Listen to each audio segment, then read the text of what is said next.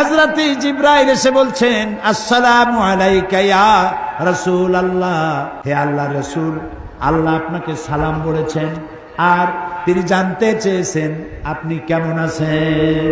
তিনি জানেন আপনি কেমন আছেন, তারপরেও তিনি জানতে চেয়েছেন আপনার মুখে আপনি কেমন আছেন। নবীজি বললেন, আমি বড়ই কষ্টের ভিতরে আছি, অসুস্থ আছি।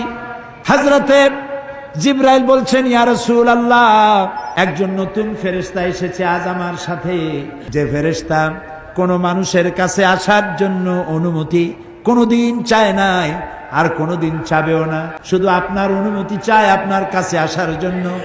সে ফেরেশতার নাম মালাকুল মউত। হযরতে মালাকুল মউত রাসূলের অনুমতি নিয়ে রাসূলের জাসাদ মোবারকের কাছে এসে সালাম পেশ করলেন, বললেন, ইয়া রাসূলুল্লাহ, আদম আলাইহিস সালাম থেকে নিয়ে শুরু করে এই পর্যন্ত আমি যত মানুষের জান কবজ করেছি আর কিয়ামত পর্যন্ত যত মানুষের জান কবজ করব, কারো কাছে অনুমতি চাই নাই, অনুমতি চাওয়াও আমার লাগবে না। কিন্তু আজকে আসার সময় আল্লাহ রাব্বুল আলামিন আমাকে বলেছেন আমি যেন আপনার অনুমতি চাই।